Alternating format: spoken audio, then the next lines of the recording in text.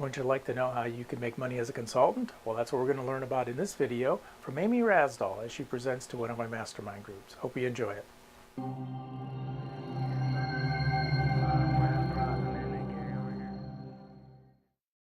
Another comment too before I get into the role of my usual talk. I'm afraid I might forget.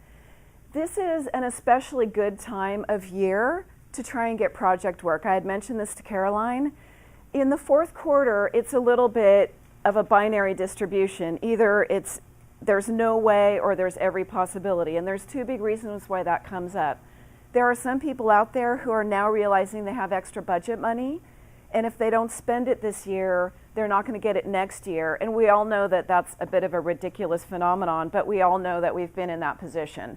So if you have some extra money and you can find a consultant to come in and do something really good and use the money and get benefit, it's a great time. So fourth quarter is an especially good time to take a shot at some project work, even if you don't want to do it long term. So I encourage you, and today you'll come away from my presentation with a few specific action items that you can take what I believe is your best shot at rounding up some project work. The other thing that's good is even if they don't have extra budget money, people are sitting around, and we've all been there thinking, wow, I still have a lot to get done to meet my MBOs or whatever objectives I had by the end of the year. It might be a great time to bring in an experienced person that they know to come in and get some of this stuff done. So again, extra encouragement to do it this time of year.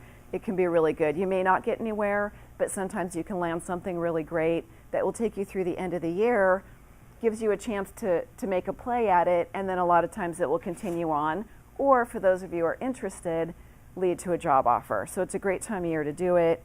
A little bit, most of you know a little bit about me, but how I got started in independent consulting may be more of a mystery.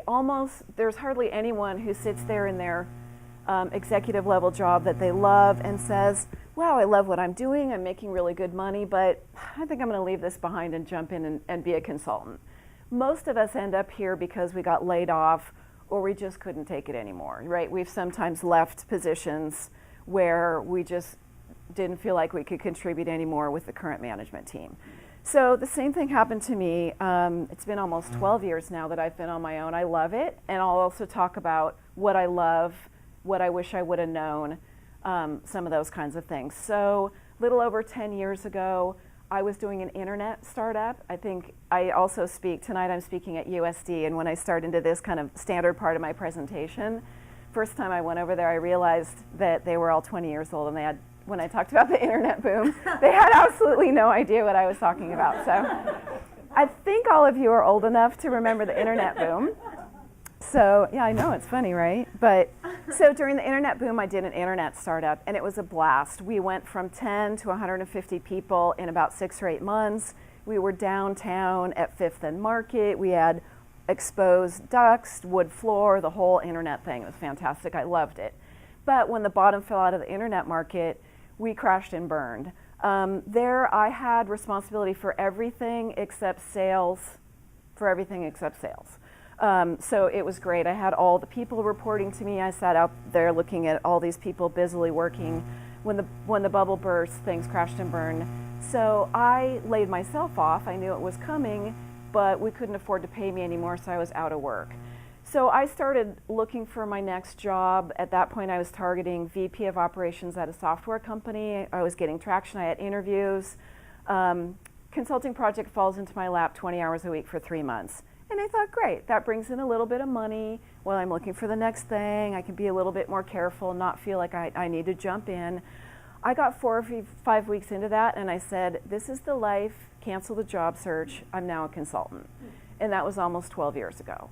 But I made a lot of mistakes. And today I'm going to share with you, very open book, practical, what I wish I would have known, what I wish I would have done differently. So we will go ahead and jump in.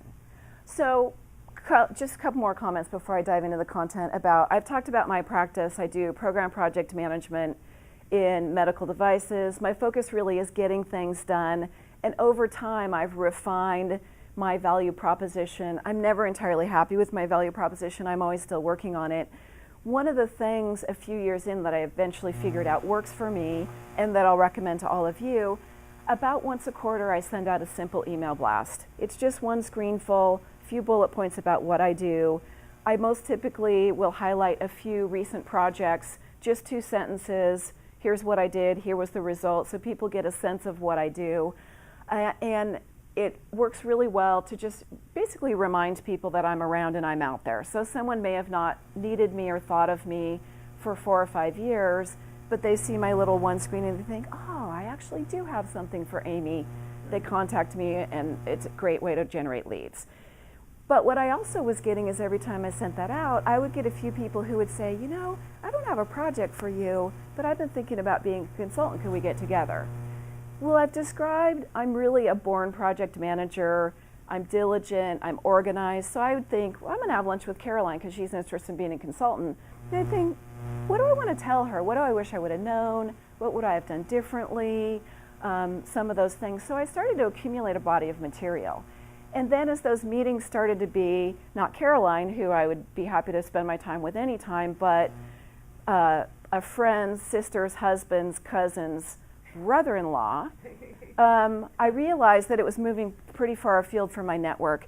One of the things as a consultant is you really live and die by the billable hour. I mean, all I have to sell is my time. There are a lot of people at your level who don't sell their time by the hour. It's going to be by the day or by the week or by the month or by the project, but you're still selling your time and no one has ever figured out how to make more. There's every other resource in the world you can make more of. You can get more money, you can make more product, you can get more square feet, you can add employees. You can never get more time. And that's a long-winded way of saying you have to, when you're going to sell your time, you have to be very careful how you spend it. So if you're spending time in the business context and you're not billable, you better have a darn good reason why that is. So speaking is great. I love to speak and I'm happy to be here to you. I'm really here to build long-term relationships. I'm here to serve as a resource, whether you want to go into consulting or whether you want access to my network to help you find your next position. And then what I've now realized is about 5 years down the road, there's a chance that you may bring revenue. I used to tell people that from the time I meet someone to revenue was 2 to 3 years. Now I'm realizing it's a longer time that it takes to build a relationship and bring revenue back. But so once I realized I was getting all that, I could tell there was a market demand for someone who could just help people in a very practical way in the marketplace develop their own consulting businesses. So almost 4 years ago now, I launched Billable at the Beach. Billable at the Beach is a program that helps people start their own consulting businesses. I speak, I have a workshop series, and then I have some other programs that I do one-on-one with folks. So it's been really fun, and it was just fortuitous timing that I launched it right as the recession was starting to kick in, so it's been a great counter-cycle business. So there we are. So jumping into the content now, you're welcome to ask questions. Steve, we want to go till a little before 10:30, I think. So I'll take questions along the way. If we end up having too much questions, I'll table some of them. We'll finish up formally at 10:30, but I'm happy to stick around if anyone has questions. Sometimes people are right now in the middle of doing some proposals, so I'm happy to stick around and answer individual questions, and then you're also welcome to contact me anytime. I've helped a number of people in this group with specific proposals. You may not have a lot of experience with that. You may think, well, they said this and I'm thinking that, what can we do? And I can just give you some ideas on how you might work something out or present it. So I'm always happy to do that. So do you need to make 6 figures? And everyone in this room, I speak to a range of different audiences, everyone in this room is a 6-figure earner. But the point I'm really making there is if you're not pretty serious about your consulting business, then I don't think you're going to do all the things that I'm going to tell you. So today we're going to do a little bit of a 2-track thinking process, and that is I just want to take my best shot at getting some project work. My goal is really a long-term job, or I think I might be interested in building a long-term, ongoing, several-year, like Steve or I have, of consulting practice and like Pat is now building. So we'll talk about a few of those different things. But if you're not serious, so I talked about my early days, how I got started. It was accidentally, it was opportunistic. For the first 2 or 3 years that I was doing this, I didn't do a website. My business cards were just white with my name, address, and phone number. I didn't really brand myself. I didn't have a marketing program. And I didn't talk a lot about my educational background, but I'm a software engineer. I wrote ERP systems for a few years, went to business school. Out of business school, I went into medical device marketing. I was lucky to work for a subsidiary of Eli Lilly, and in those days, people out of business school were offered this kind of management track opportunity where every year you could do a different cross-functional rotation. So that was great experience for me. So I have a good general business background, and yet I wasn't treating my own business like a business. Now I can make excuses and say, you know, I'd been working like all of you, 10, 15, 20 years, 60, 70 hours a week, and it was really nice just to take a break, right? Linda, I know. Linda and I have talked a lot about just taking a little time off. So it's nice to do that, but I can't really explain why didn't I treat it like a business in the early days. So that was a huge mistake. For the first 2 or 3 years, I would get a project or two, I'd put my head down and I'd work on them. I wouldn't do any networking and marketing stuff. When those finished, I'd put my head up and I'd say, hey, remember, I'm a consultant now, do you have any work? And for the first 2 or 3 years, that kept me busy enough. Then I realized that I needed to treat it like a business. So today we'll talk about some of the things I wish I would have done differently. And unless you're serious about really trying to make money doing this, I don't think you're going to put all the hard work into what I'm going to tell you you're going to do. Do you want to take the expertise you have and go independent? So now's not the time to do something completely different. I had a billable at the beach client a few years ago. She was a CPA by background, so she had worked public accounting, and then she had worked for Cox Communications and Qualcomm, all in finance and accounting functions. And she said, I don't want to tell anyone I'm a CPA. I'm sick of accounting and finance. I'm sick of communications. I want to do strategic planning in the brewing industry. And I said, well, who on earth would hire you? Somebody who's been drinking. Somebody who's been drinking, watching the Charger game. So now is not the time to do something completely different. People hire me because they know I've been doing what I do and getting things done for years and years. So one person, some of you may know Lauren Abrams. She was Senior VP of Worldwide Customer Service at CareFusion. Then she went and became the CEO of a company that, oddly enough, installs and services refrigeration equipment in grocery stores. She hires me over and over, even though I know nothing about refrigeration systems. She knows that I can come in and get things done. So you're going to get hired for your experience. What's going to be different is you're going to be doing it on your own. The other thing that I didn't really think about early on, because I fell into it so accidentally, is are you willing to take risk? So it's not the same risk as those of you who have done startups and raised several $1 million, but I'm self-employed, my husband's self-employed, and although I have a husband, I've always been responsible for 80% or more of the family's income. So it's not a circumstance where, you know, we all fall victim to stereotypes and generalizations. It's not a situation where, oh, her husband probably has a great job, he's an attorney partner at a law firm somewhere, he has all the benefits and that stuff. She makes a little extra to send the kid to private school and buy a BMW every 5 years. It's not the circumstance. I've been responsible for 80% of my family's income always. And I'll tell you that our health insurance premium each month is the same as the mortgage payment. It's expensive. There's no benefits, there's nothing unless we buy it all for ourselves. Now don't ever think you want to give up the health insurance. My husband had $500,000 worth of open heart surgery a few years ago, so I was pretty darn glad that we had that health insurance. And now I don't feel so bad about writing that check for $1,600 a month. But it's risky, so for me, it's all up to me. I have to climb the mountain, I scout the herd, I chase the herd, I shoot it with my bow and arrow, I run up there, I make sure it's all the way dead, I skin it, cook it, eat it, throw away the bones, right? It's all up to me. Nobody else does it. By far the biggest myth out there is that you don't have to constantly be chasing business. You have to always work for business. There's no magic answer. I often get people who will come and say, well, I'm going to join this little consortium, or I'm going to partner with somebody, and when I dig a couple layers deeper, that person is almost always hoping that there's going to be some magic way that someone else is going to bring them the business and they're just going to do it. And I'm here to tell you that that might happen for a couple of projects. And if that's all you're looking for, fantastic. But if you're looking to build something sustainable, you will always have to do marketing and business development. One of my stepsisters just went out on her own as a consultant. So we were talking a few months ago and she said, well, you've been doing this for 10 or 12 years. You probably don't have to do all this stuff anymore. And I said, I always have to do it. So I spend 10, 15, sometimes 20 hours a week doing networking, marketing, business development. And if I'm really busy with work, that means I need to step it up more. Because if I don't do more when I'm really busy, the way that the cycles converge, everything's going to be dead all at the same time. So you have to, it's all going to be you. The other thing is, are you willing to be accountable and responsible with nobody to blame? So if you're proposing and you're going in there as a solo consultant, there's no way to do this. Now, we all know that I can't go in there and do it all myself. I work a lot with teams of my client companies, not so much teams of consultants, but teams inside the company. And I can't do it all, and a lot of times it really isn't my fault. I have to be extremely proactive about communication.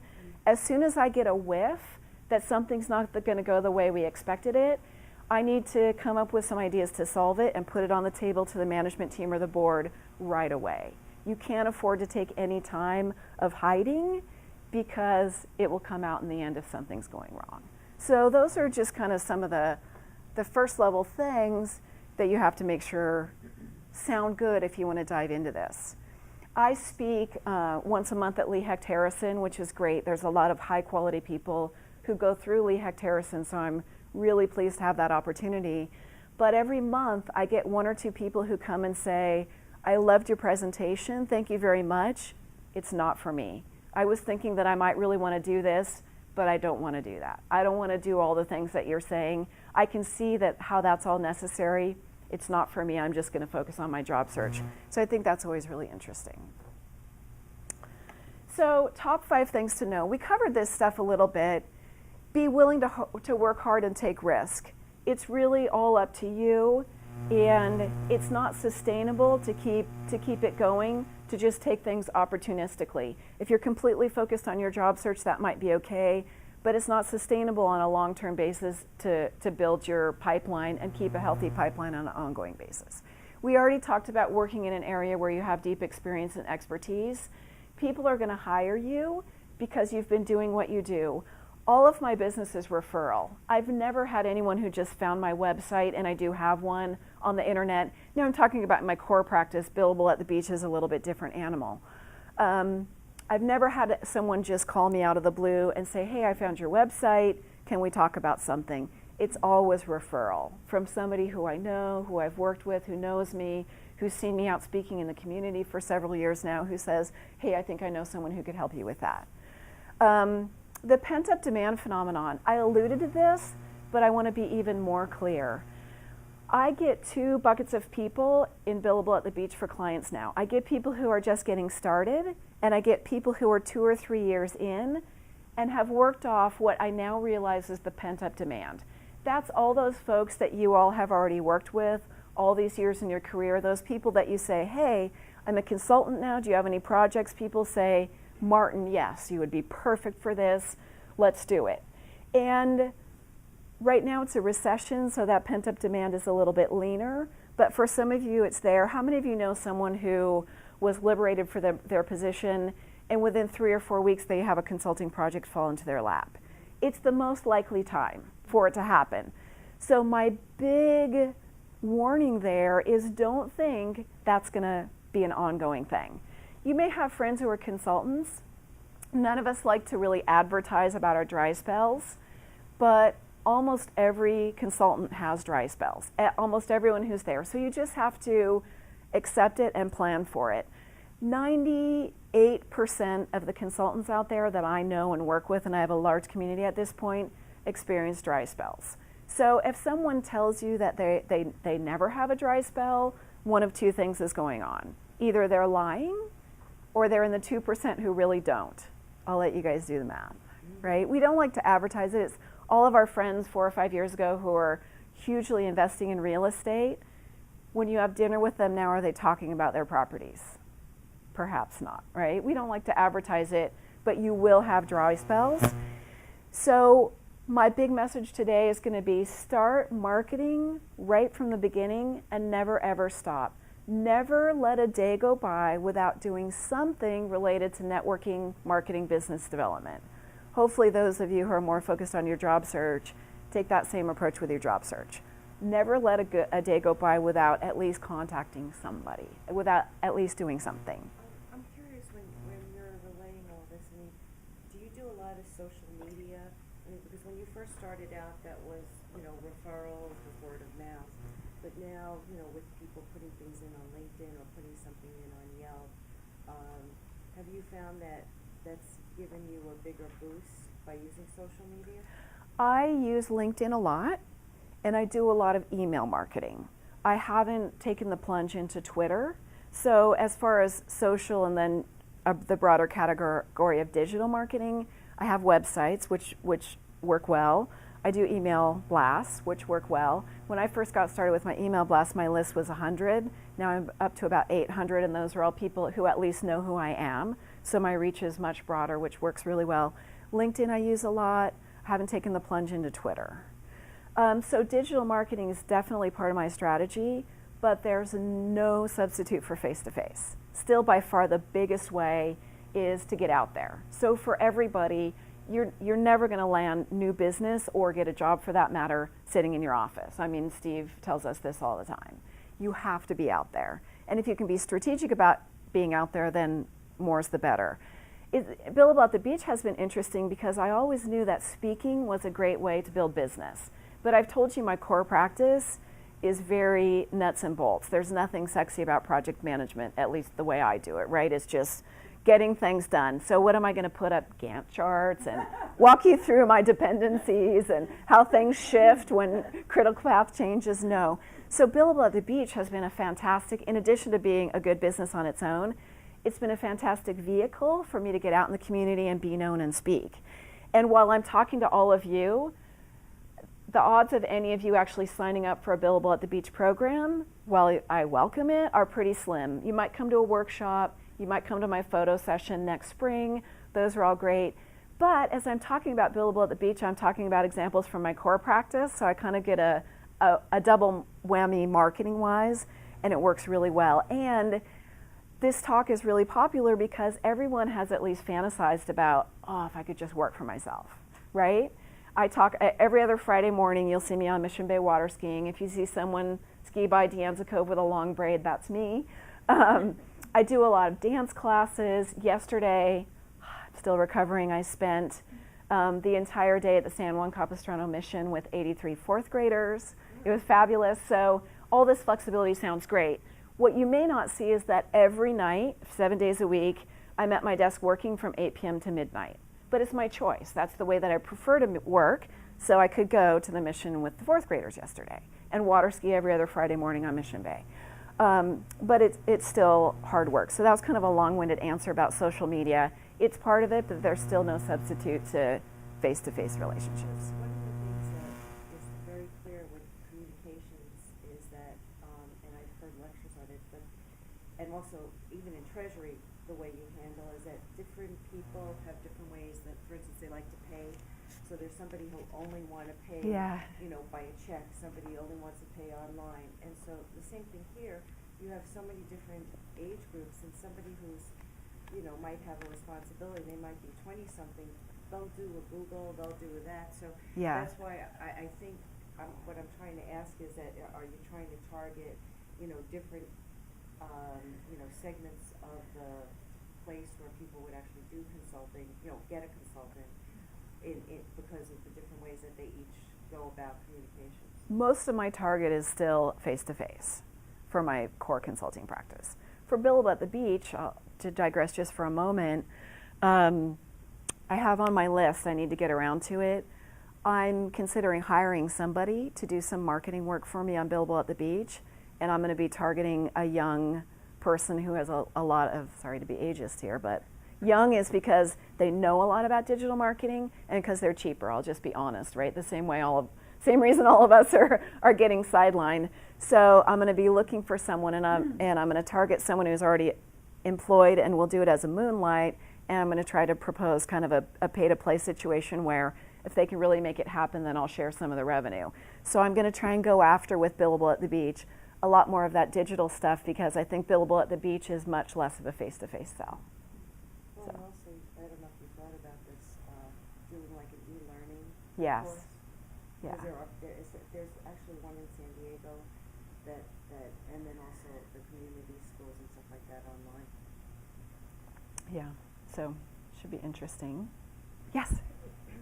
I want to get your thoughts about, going into independent consulting. I guess the first phase of it is to build your own as an independent consultant, to get clients, market your services, your expertise, your time, and so on and so forth.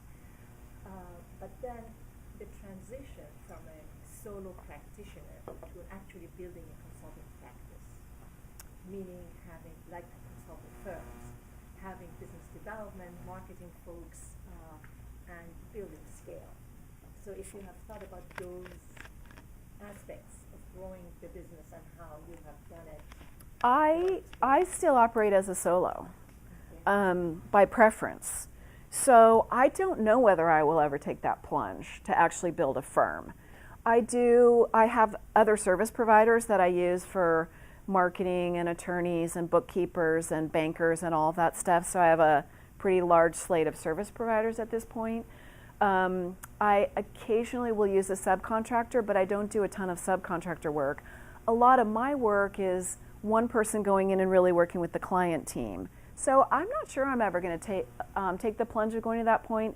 It's a completely different business than being on your own, and so then you're really building a business, and your burn rate goes up and infrastructure, and it becomes not just doing the work but managing the work and all those things.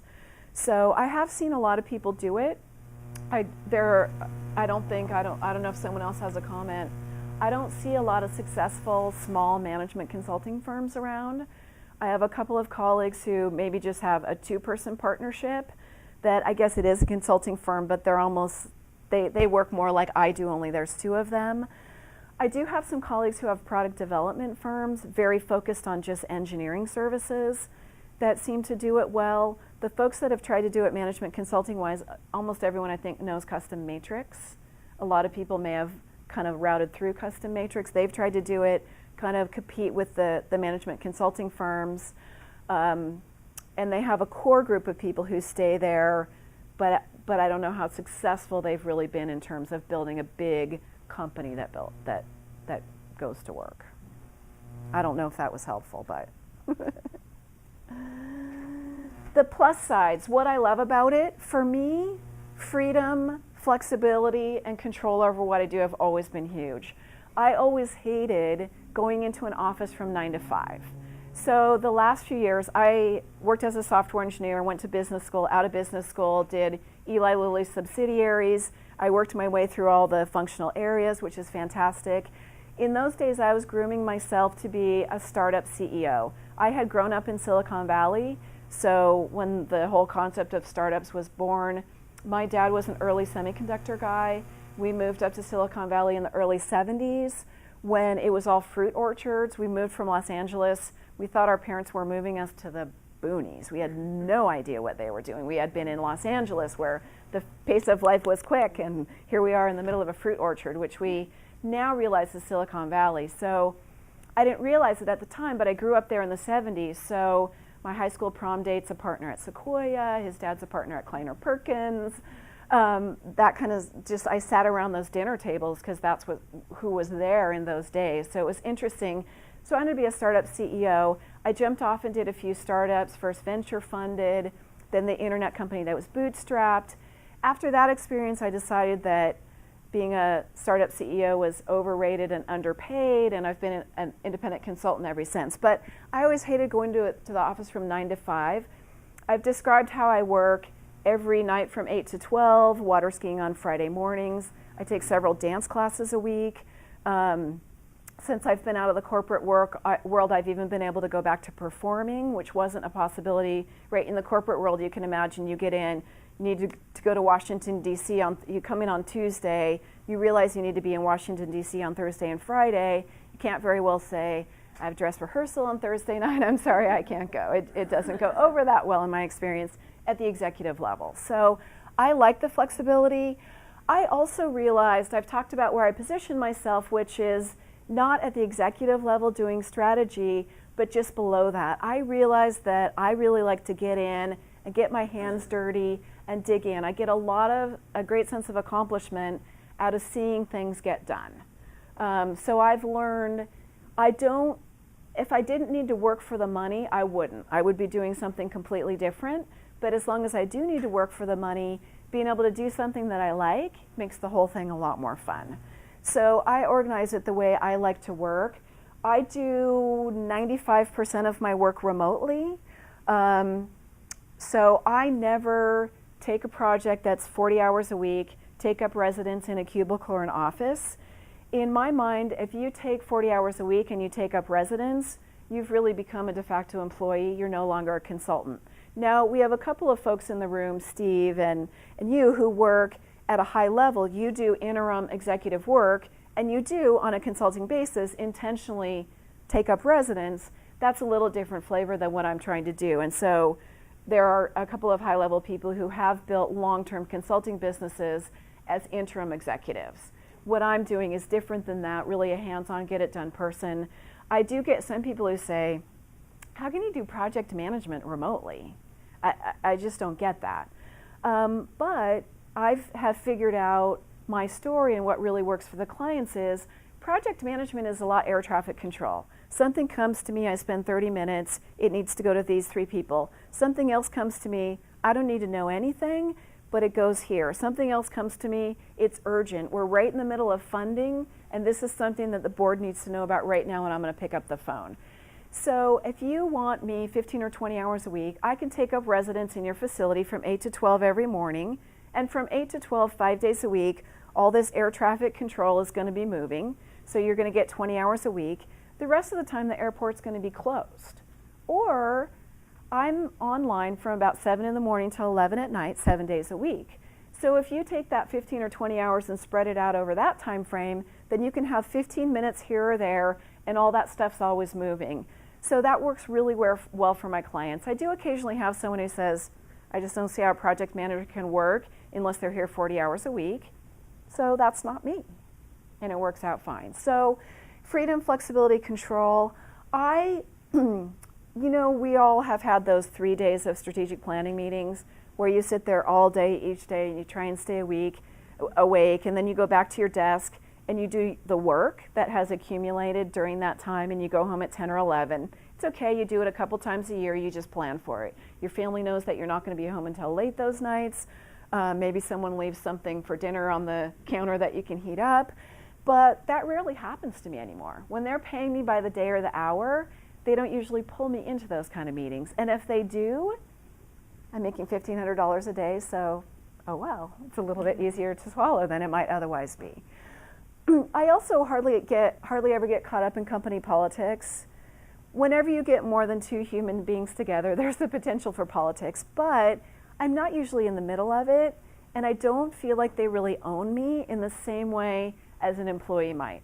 So a lot of that kind of non-value add stuff is no longer a part of my life. Also, if I take on an engagement where the client turns out to just be a nightmare, I would never tell anybody except perhaps my husband or my dog, because the world is small, we all know that. But the next time that person calls, I can be busy. I can say, wow, I'd love to do that, but I don't see a free spot for the next 18 months. maybe you should find somebody else. So I love having total control over what I do. It's all up to me to bring the money in too, but I really like deciding exactly what it is I'm going to do. So that's a huge appeal to me. On the minus side, we talked about it, right? Hunt it, kill it, skin it, cook it, eat it, throw away the bones. It's all up to me. And I love that analogy because I happen to be a vegetarian, so I don't eat meat. But There's no regular paycheck, there's no benefits. We do have health insurance, but there's life insurance and disability and all that stuff. By the time you get to the age that many of us are at, unless you already have it, it's so expensive to buy as a private company that we've just decided to gamble on that. Not the health insurance though. No IT department, and that's one that I really missed when I first got started. Even though we love to hate the IT department. So you just learn to have a portfolio of service providers that can help you with these things. You know, at this point, I've gone through a couple of laptops. I keep the last one, so if I'm really stuck, I back up into the cloud so I can pull my stuff down from the cloud if I really need to. I do backup, total system backup automatically into the cloud twice a day because my data is pretty important now. It's how I make my living. So if any of you aren't doing that, you might even want to think about it for yourselves. The other thing that I think is interesting, when I first got started, one of my startup colleagues who's now, sorry. Amy, I have just a question on the, I mean, I think it's great that you're able to work remotely and, as you say, air traffic control. So, in your agreement, do you is just implicit that you're going to be able to manage people at whoever the client is, and that they're going to go ahead and do what you ask? You mean how do I get them to do what I want them to do? I understand you get things done, but you don't only do that. You have people doing that at the client. Absolutely. There's only so much I can do. I typically have a lot of teams of people who are working So for me. it's teams either external or internal? Usually internal for me. Okay. So do you have to call that out in your agreement? Say, I need this amount of resources? Well, so here I'm going to give you a little glimpse into something I'm going to say later, and that is I don't have contracts ever. Well, I don't worry about it. If you don't do that, and so it's implicit. Yes. Then, I'm guessing that you've run into this where some of these people are sitting around saying, well, she's not here, I'm not going to do that. Well, so what's interesting is what you're talking about really is what I do. So my skill, one of my big skills as a get-it-done person is getting people to do what I want them to do. So you're right that I don't have positional authority. And my last few years, I worked in a lot of the device companies that are now part of CareFusion. For last few years there, I did product development teams, so product development program management. At IVAC Alaris, I had all of the engineers actually reporting to me. I wrote their performance reviews. Then I went over and did it at Pyxis. I did it for marketing, and none of those people reported to me. So I understand the challenges and issues and what you're talking about. And again, part of my skill is the ability to get in and motivate teams and get them to do what I want.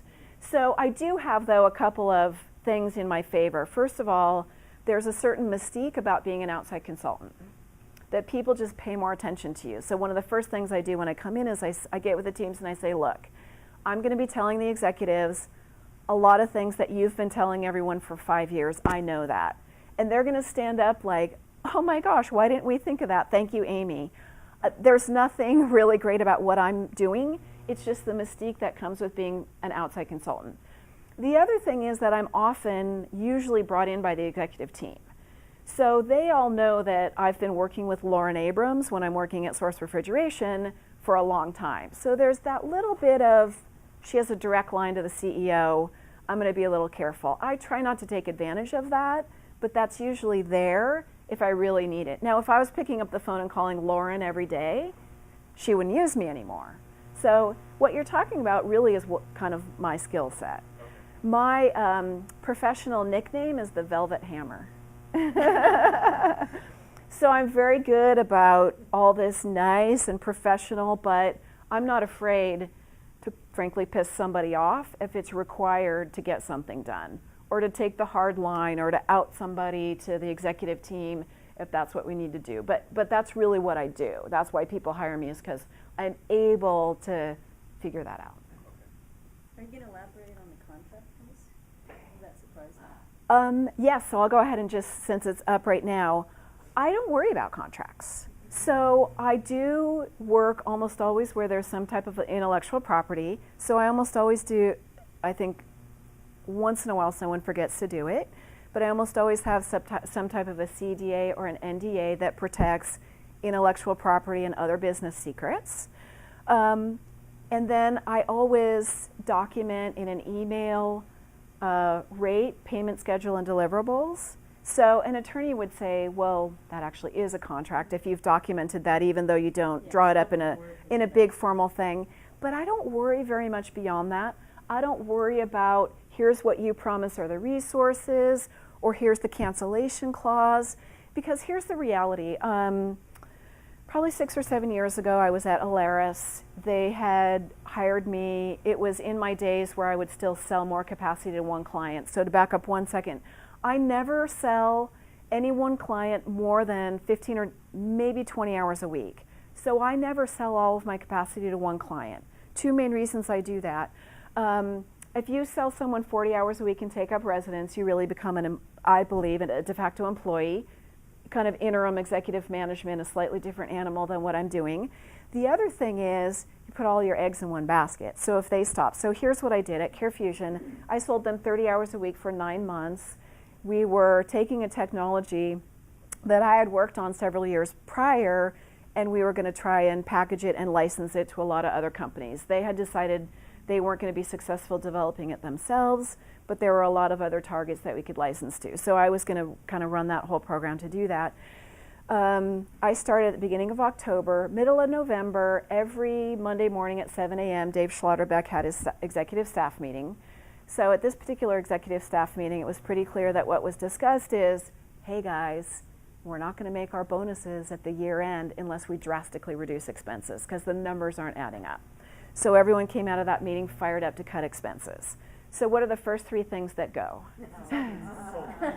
Travel, advertising, outside consultants. Boom, gone. It's easy. It's happened to me more than once. That's not the only time it's happened to me. It happened to me again last winter. So in theory, they had bought 30 hours a week for 9 months, but it's CareFusion. What am I going to do? I'm going to take I negotiated another 30 days. I took my toys and I went home. So that's why I don't worry. If you do want a contract, that's fine with me. But my whole premise here today in Billable at the Beach is clearing roadblocks to revenue. I'm going to tell you guys a handful of things that you can go home. We're Wednesday. You might not make it this week. By the end of next week, you can do in not that much time that will put you in the best possible position to land some work, to bring in some revenue yet this year, if you want to have some extra Christmas money or whatever it might be. So I don't worry too much about that. And my big point in bringing that up is I don't want any of you to think, oh, I can't do that because I need to have a contract. I need to do this. I need to do that. So I'm going to put on the table right now, if you leave here today, if you do the couple things and early next week you have a project offer, say yes and take the check. All the other little stuff behind the scenes, even if you've never taken a check on an independent basis in your life, take the check. We can figure out the little stuff on the backside. There's nothing standing in the way of where you're sitting right now and doing project work. I know a lot of you have done project work, but for the few of you that haven't, there are no roadblocks. So my job is clearing roadblocks to revenue, and that's really my point about the contract. I don't think you need to get too hung up on it. If you want to do it, then fine. But just to be clear, the scope of work Yes. is pretty critical, isn't it? Honestly, for me, it Just to have a common depends. understanding So of what I will usually do, what she's talking about is in many consulting engagements, you would have some type of a statement of work where you would really specify in quite a bit of detail the deliverables and things like that. So if I know the deliverables, I'll put a few bullet points in an email. It's not uncommon though for people, so again, the Lauren Abrams example, she's worked with me a lot. She doesn't care about that stuff. She knows I'll get it done. So I go ahead and dive in, but I do immediately start publishing. What are my deliverables? Who's going to do it? What's responsible? And the other trick when you take on project work is you want to deliver something tangible as quickly as you possibly can. So as soon as I get in, I define something that's small enough that I can really deliver a clear result, hopefully within 30 days. Sometimes it takes 60. So sometimes I actually define, and this is for me an ideal circumstance where I can do the statement of work as billable. Yeah.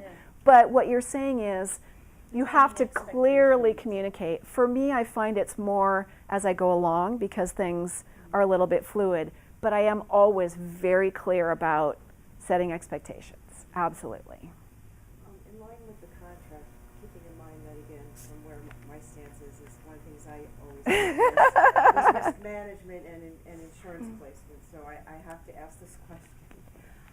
Especially a lot of companies require that if you come in that you have, E&O insurance or some sort of insurance so that, and they even sometimes state the dollar amount that they would like. So the first question is, do you run into that a lot? The second question is do you actually do that, or because you've had all these relationships, they're willing to look the other way? This question comes up. So this is, some large companies require that you be incorporated and that you have some type of liability insurance, and some even require workers' comp, which is silly when it's a one-person show. But the only company I've ever run into that requires that is the companies that now make up CareFusion. In my 12 years, nobody else has. Now, I don't work for typically Fortune 500 companies. I typically work a little bit smaller where they're not so worried. But for CareFusion, at the time, last time I worked for them, I was not incorporated. I am incorporated now. I don't have liability insurance. I don't know exactly why. Every time someone asks me that question, I go home and I think, I wonder if I should have liability insurance. But I obviously have voted with my feet because I'm standing here and I don't have it. So apparently I've decided that it wasn't important enough to actually purchase. I've gone down the path a number of times. I haven't taken the plunge. When I went to business school, we had this fabulous retired New Hampshire State Supreme Court Justice who came in and taught business law. And he walked in the first night and he said, there's only two things you need to remember if you remember nothing else from business law. Anyone can sue you anytime for anything, and at some point in your career, all of you will be sued. So I'm hopefully close to settling a $500,000 lawsuit right now. My husband sells architectural stone, completely unrelated to what I do. And for the past 10 years, he's been just a sales rep for another company. This lawsuit disrupted that relationship, but there was a crazy man in Beverly Hills. They went down the path of selling him all this great stone for his home. And then they decided the man was just too crazy to work with, and so they walked away from the deal. So 2 years ago, this man filed a $500,000 lawsuit against us for not selling him stone. But he filed the lawsuit in court in Los Angeles. So what are you going to do? We've spent several $1,000s defending ourselves, and we've offered a small settlement because the guy doesn't need the money. It's some weird game or ego thing. So, Supreme Court Justice was right. Anyone can sue you anytime for anything. We refuse to sell the guy stone. But we're sitting here looking at the paperwork for a $500,000 lawsuit. So what if we had some people who said just ignore it, and I just thought, weird stuff can happen in court. What if he goes in there and presents something, some outrageous case, and the judge says okay? What if he claims that his wife died of cancer because we didn't install the stone? I mean, it's weird, but that kind of stuff happens. So I guess I don't think that liability insurance would protect me against everything. Do I think it's a good idea? I do. I wonder if it's a functional area, though. Well, I think what I was getting at is it's when you talk about like how much you're willing to assume on risk. So when you define risk, you only define risk in a different manner than what I would define risk. Sure. Because to me, one of the things that probably everybody in this room, including yourself, has accumulated some sort of dollars. So then you have to decide, barring even the requirement, do you want to protect yourself, just in case you have somebody that's Looney Tunes. And there are a lot of Looney Tune people out there. So that was just my question, because that's one, obviously I prefaced it by the fact that I insured, we self-insured a lot of stuff. We were willing to take the hit on it, but other things, we weren't. So. And so just in closing on that, so what I do when I work for CareFusion is I have a colleague who does have all that stuff, and I just sub in under him. I pay him $10 an hour, and I sub in under him to cover all that. So let's go ahead and jump into some of the meaty work of what you need to do. Sure. Is it fair to presume you're incorporated? I am incorporated. Yes. So there's great value of corporate shield. Um, And the whole insurance issue piggybacks on top of that. Which is that, insurance is a dirt sheet for $1 million plus coverage, is what most companies recommend. And it's like having healthcare insurance. You only need it when you get it. And I think, especially if you're incorporated, it's so easy to wrap it all into your corporation. like I say, I'm not opposed to it. I just haven't done it. So obviously, I haven't thought it was important enough. In my community of colleagues, I'd say only 10 or 15% have it. Those tend to be the financial and HR types who feel like they're a little bit more on the front line of liability. So I'm definitely not opposed to it. In my experience, it hasn't been that cheap or easy. I started consulting a couple years ago, I mean, quite a couple years ago, so I've had 7 new contracts. in the Great. last 18 months. 5 of the 7 companies insisted on insurance. So These were even startups. These weren't all big companies. interesting. And I was Well, surprised that's at that, 'cause I've asked around, and most people say, some glad say what you say, they never need it. Maybe it's just the luck. But isn't it the functional area too? It depends what responsibilities you might. I'm gonna have us keep going because we could talk insurance and liability and risk probably for a long time. But it's good to have the broad experience, and I'm definitely not opposed to it. My whole thing is just to be kind of open and honest about what I do. I don't have it. And I know a lot of people who don't. I still always worry that I should, but I haven't done it so far. It still has never made the top of the list. So I promised that I would give you guys a handful of action items that you could leave here, and if you want to, particularly in the fourth quarter, you could go away and maybe land some work that will see you through the end of the year and bring in a little bit of money to take the edge off wherever you may be. So the most important thing is marketing. And for those of you who aren't marketing professionals like Sita, it's not that hard. It really just means getting the word out. You all already had an experience of doing it, going around the table this morning. What you all did in your pitch, that's marketing. You're marketing yourself. So the first thing to do is tell everyone you know, hey, I'm looking for project work. Do you have anything, or do you know someone who has one? And you'll be amazed. Sometimes things will just drop into your lap, like happened to me and some of the rest of you. I left somewhere, I wasn't even looking for project work, but something fell into my lap. That's great. If you tell everyone you know, then you have even more likelihood of that happening. That kept me going for the first few years. So the first thing that you want to do there is make a list. Make a list of people that you know. I speak to a wide range of group. This group is quite sophisticated. So you all, in theory, have your LinkedIn networks or your own networks. So you've already kind of made your list, however you may have formulated that list of people that you're working with or that you're using in your job search and so on. But anyone can come up with a list of at least 100 people.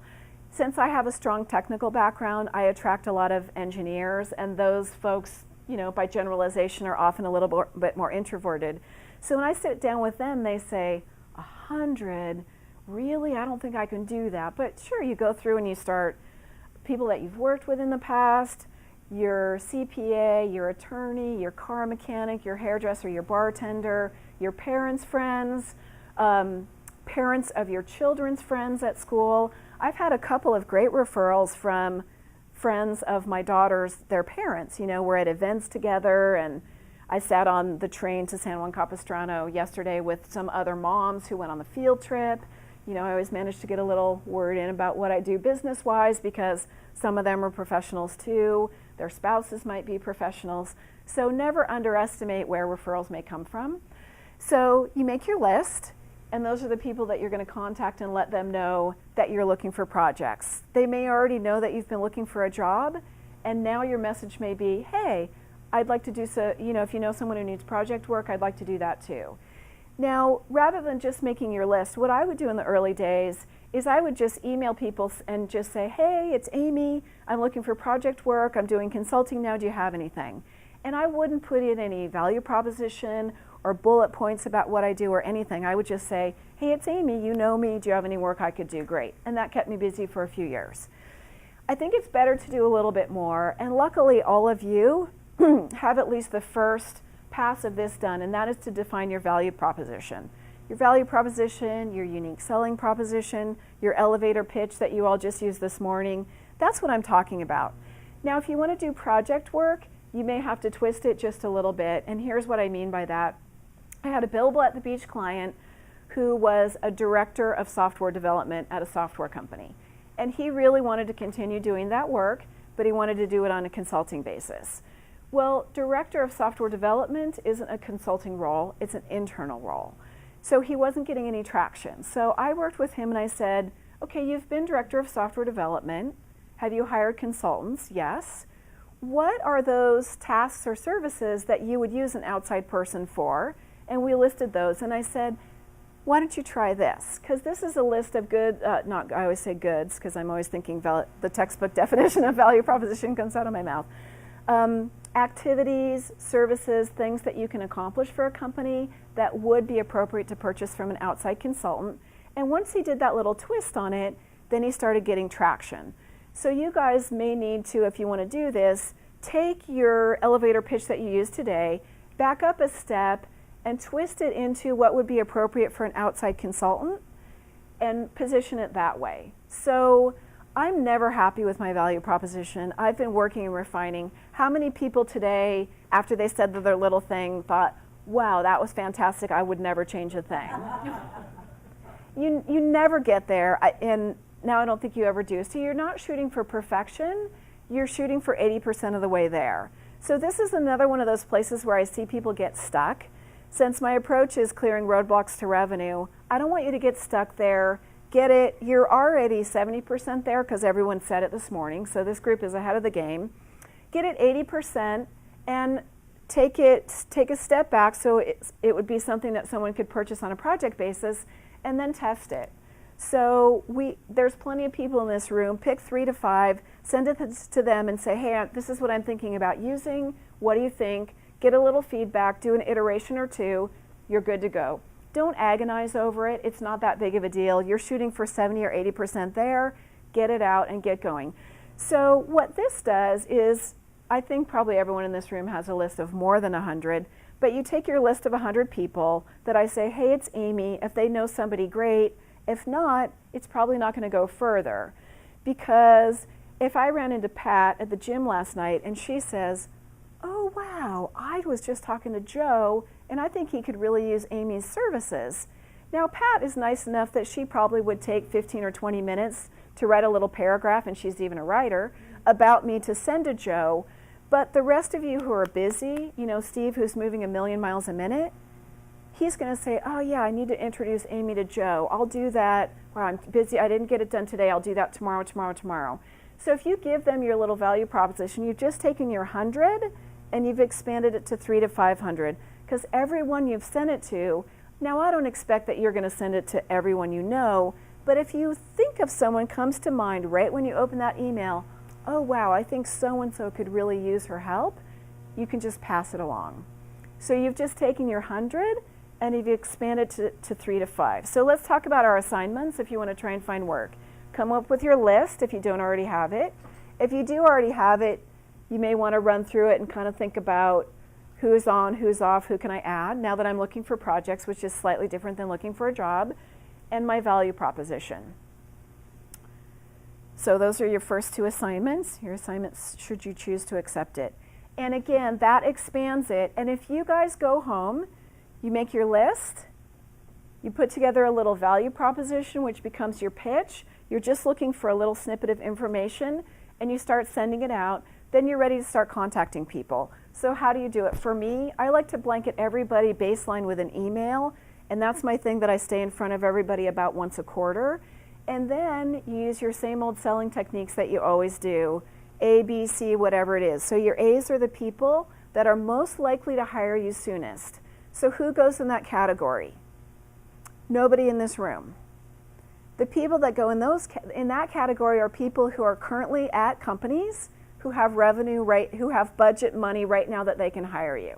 So those are your A's. So you have to force yourself to get in front of people who are at companies who really could hire you for project work right now. And if we're even focusing fourth quarter, that's especially important. It doesn't mean you don't. You already let everyone, so everyone in this room already knows because they got your email, and then you start doing your personal, your coffees, your lunches, your phone calls with first your A's are the people who could bring you revenue most quickly. So the people who are currently working, currently employed, you're going to have to meet them before 7 and after 7, right? It's going to be early mornings and squeeze in a lunch and that kind of stuff. So if you all go out and do this, if it was not such a deep recession, I would guarantee that at least a few of you would have projects. But I think the folks in this room would have a really good shot, some of you, of landing a project yet this quarter, if you're diligent and allocate some time to doing this. Pricing. Pricing is always hard. So I just like to put right on the table, this again is a higher level group across the board. Most of the groups that I speak to are a little bit more distributed. But for some reason I don't really understand, 80% of the independent consultants out there charge $150 an hour. And it's a weird phenomenon because it's PhD engineers, it's part-time CFOs, it's lower level working engineers. I don't really understand it. So I'm not telling you that you should charge $150 an hour. I know for a fact that a lot of you can make $350 an hour, and you don't even talk hourly when you talk to your clients. You're talking more $30,000 a month and things like that. But I don't want to see very many people in this room working for less than $150 an hour. So that's really my big pitch. In my earlier years, I convinced myself that I could work 50 or 60 hours a week. And so if I was making $100 an hour, the money was actually was pretty good. What I've now come to realize, what I'm shooting to bill on a weekly basis, I'm shooting to bill about 30 hours a week. And for those who have worked in, you're a professional consultant, so those who've worked in professional consulting know that 30 hours a week is considered fully utilized. Law firms, accounting firms, all of those places. If I work, I've talked about, I spend 30 hours a week billable. I spend 10, 15, 20 hours a week doing networking, marketing, business development. And like it or not, it takes about 5 hours a week on an ongoing basis to do administrative and infrastructure stuff, incorporating taxes. Now that you've brought it all up, I'm going to have to go home and talk to my insurance agent again because now I'm going to be nervous about not having liability insurance again. Incorporating bookkeeping, taxes, IT, all of that stuff. It doesn't take 5 hours every week, but at tax time, there's going to be a big chunk. Every time I take on a new initiative on admin and infrastructure, it takes a big chunk. So on pricing, decide what your rate's going to be. If you have absolutely no idea, you can start at $150 and work from there. Again, an awful lot of you in this room can make more, and more power to you. I just don't want to see very many of you making less than $150 an hour. Sure. Do you do the volume discount thing? So 150 hour would be 1,200 a week. Do you say 150 an hour, 1,000 a week, and 25,000 a month? If you want to lock up my capacity, you're going to have to pay a premium. So I take the exact opposite approach on that. Wow. So if you look, I'm not going to give you more than 15, maybe 20. If you want more, which I rarely do, then you have to pay more. If you want to buy out my capacity, because there are a lot of other people who want it, this is not quite the way I say it to the customer, but it's the way I think of it, then you have to pay a premium. The only thing I have to sell is my time. I have to spend 10, 15, 20 hours a week. That's a lifetime commitment. Just because I sell you 30 doesn't mean I'm going to stop my business development activity. So I don't do that. And it does come up sometimes, and I never go there. And I recommend that you guys don't go there either. Now, if you're going to do a part-time kind of interim thing that's just stopgapping, you may decide to do it. For sure, if you're building an ongoing practice, I say don't do it. But I say just be really careful if the conversation starts to go there. And quick follow-up, how many times do you get a client that says, I'm going to pay you by the project, and you be as efficient with your time as possible? Or a retainer.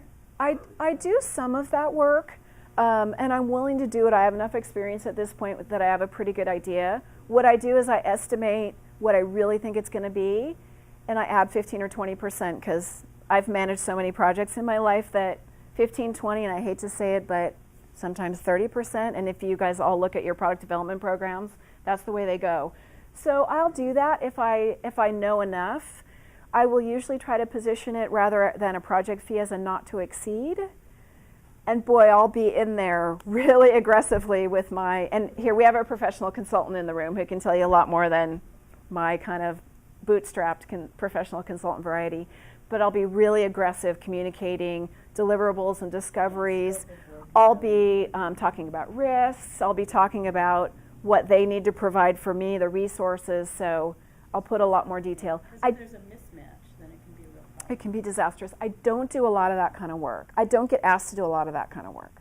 So thank goodness. Amy, in terms of rate, what do you think about where you want to position, at what level you want to position yourself as a consultant? Go hourly or go daily rate? So for me, Yeah. a lot of consultants are really against hourly. For me, I've talked about how my whole positioning strategy, for me, hourly works. But for many people, I would guess that you don't talk hourly, and I would guess that Steve doesn't talk hourly. I don't know that for sure. So for me, it works. For a lot of people, it won't. Once in a while, I'll do retainer, but even if someone starts retainer, a retainer for me will more likely be, we'll agree, yes, a not to exceed. We'll agree that we won't go over 20 hours a week unless we discuss it in advance. And that it's going to be a little bit like this, never exceed 20 hours a week. So that would be more typical so they don't get surprised. Yeah. So that's the most. But the really important thing about pricing is between here and putting money in the bank, you're going to have to tell somebody how much money you need to make or want to make or whatever. So my big thing is think about it in advance.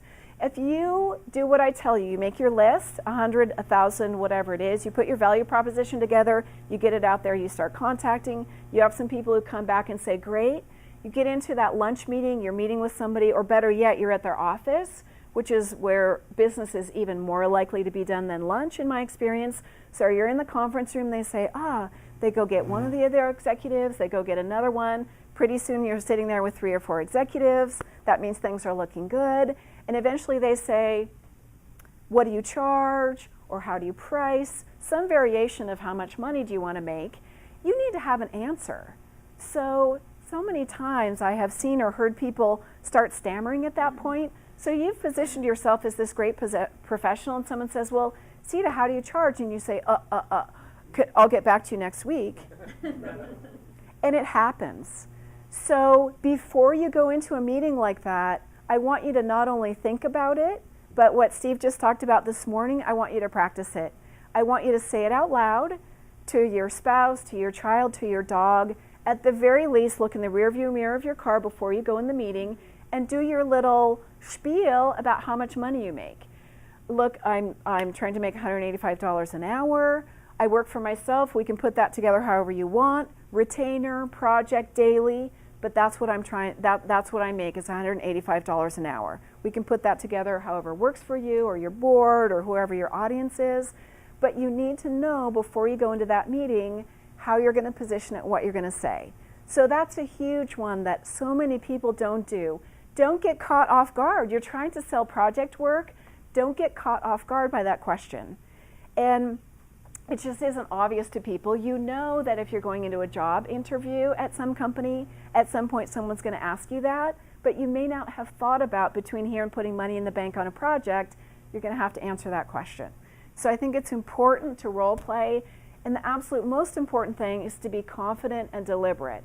So when you say what it is, put it on the table and say what you charge. So your question, if somebody says, well, if we want 30 hours a week, I just come right back and I say, if you want to lock up more of my time, it's not a discount, it's a premium, right? I'm giving them the message that my time is worth a lot, and if you want more, you're actually going to have to pay more than what my typical offering is. And there were some of the, I've talked about dry spells, and I've talked about all of the mistakes that I made in my early years. There were times after those 2 to 3 years of pent-up demand that I would be sitting there, I'm the primary wage earner for my family, and I really needed the work. So I would go in and I would think, okay, I'm going to tell them that I make $150 an hour, and I would go in and we'd get to that point, and although my brain was thinking $150 an hour, I'd hear my mouth spit out $100 an hour, and I'd think, I did it again. You know, and luckily that hasn't happened in a long time. But once I was just confident and deliberate and just put it on the table, and I'm telling you guys not quite the way that I say it to the customer, but this is what the pep talk that I'm giving myself. No one has ever batted an eye. All that time that I was working for $100 an hour, those first few years, all that money that was left on the table, I don't want you guys to have that. And again, I say 150 to this group. For many of you, it's really a lot more.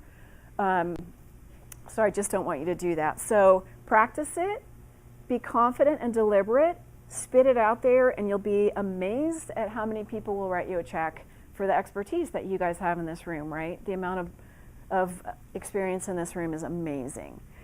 We already kind of, I'm going to keep going and take questions at the end because we're getting kind of close on time, and some of you may need to leave at 10:30, but at the end I'm happy to answer. Contracts, oops, I need to update my slide from 9 to 12, but I already talked about contracts. I think we sufficiently covered that, so I'm not going to go into that again right now.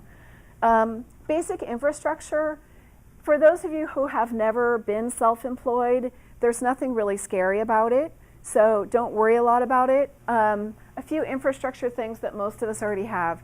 Email, make sure that your email address is some permutation of your first and last name.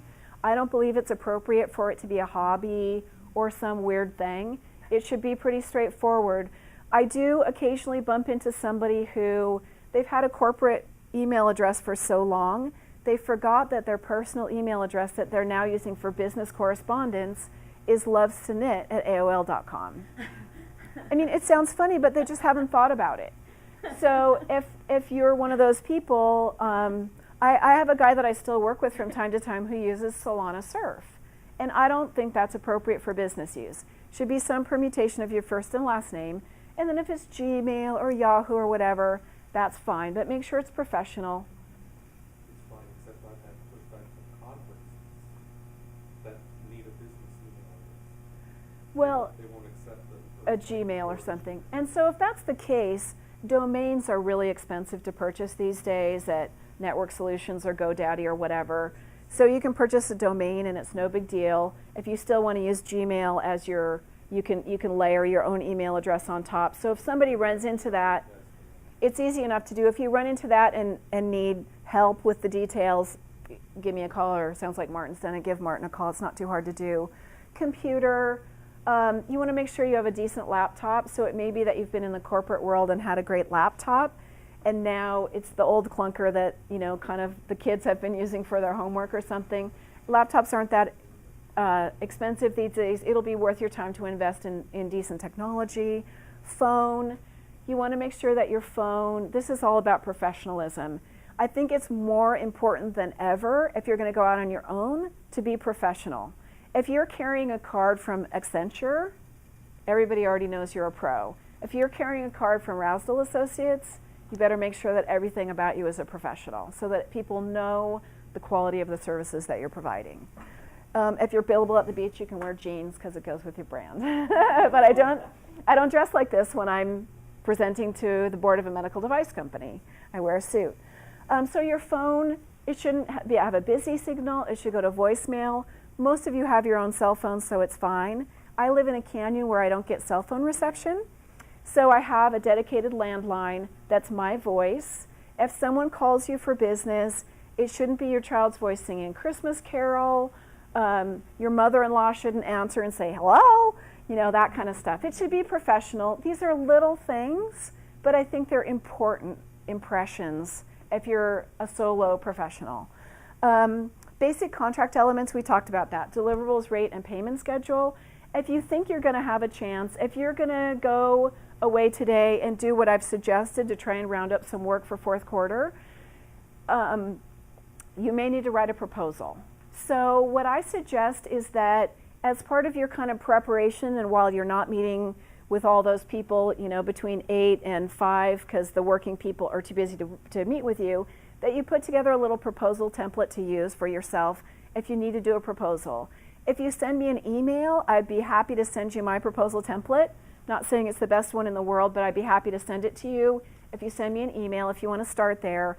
So the idea here is that you put together your proposal template so that next week when you're meeting with someone from a target company to get a project and they say, wow, that sounds great. Linda, can you get me a proposal? You will have already had some of it done and ready to go. Some of the optional stuff, business cards. Most of you probably have business cards even if you're in transition. So I recommend that you do that. Any of the office supply stores, Vistaprint online, you can get a nice professional business card. You can add a little kind of logo type thing, a little bit of color. I think everyone should have a professional business card. It's expected when you're in a networking meeting. And in my opinion, it's unacceptable to ever scratch something out and write it in pen on a business card. If you even have a phone number that's only going to last for a month, it only costs $20 to print new business cards.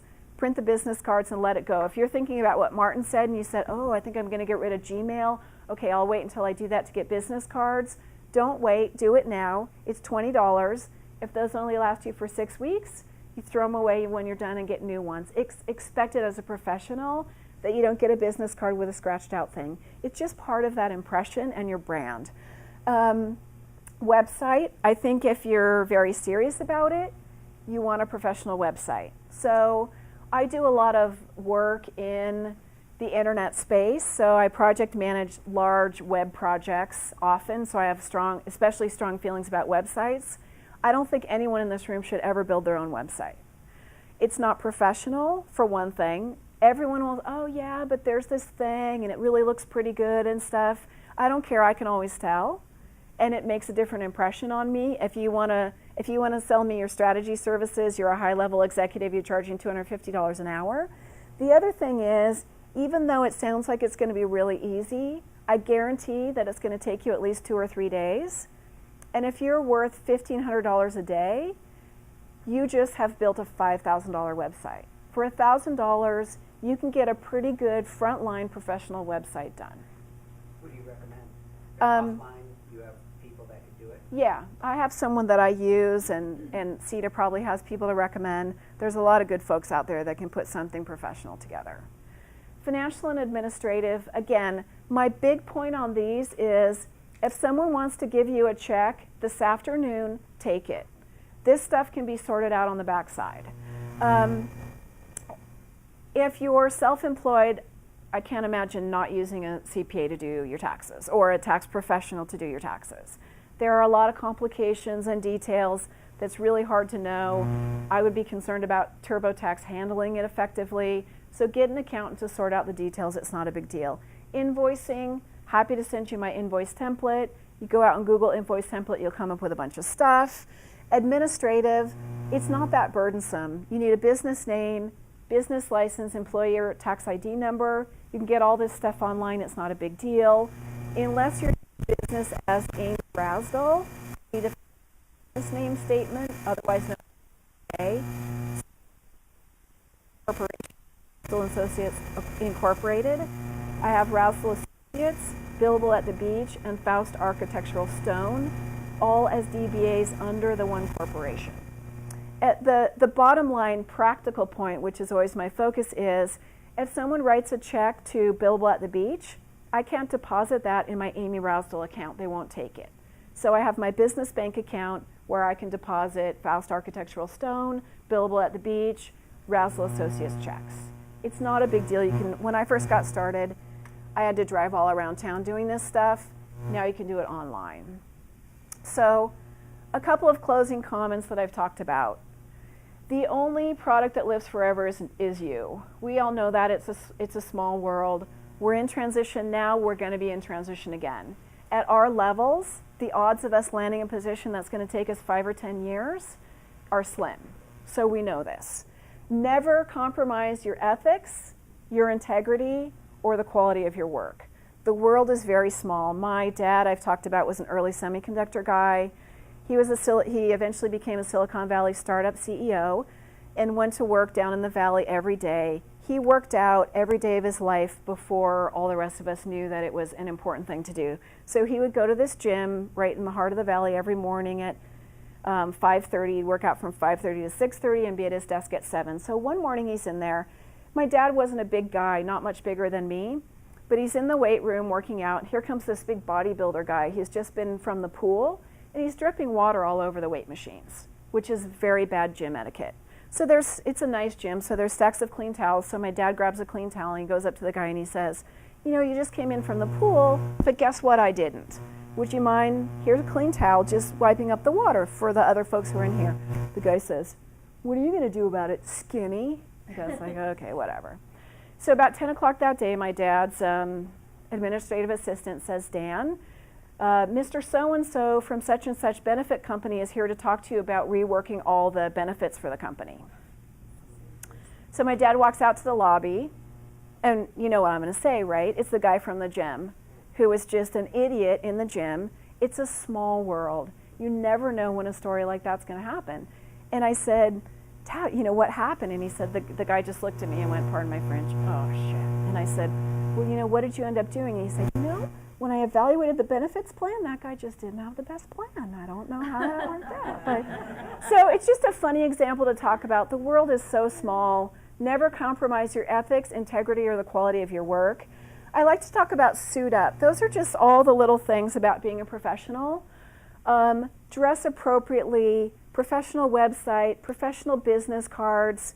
I don't send things by regular mail very often. It seems like whenever I do, I'm tired and it's late at night, and I get out my pen and I start to address the envelope, and I say, stop.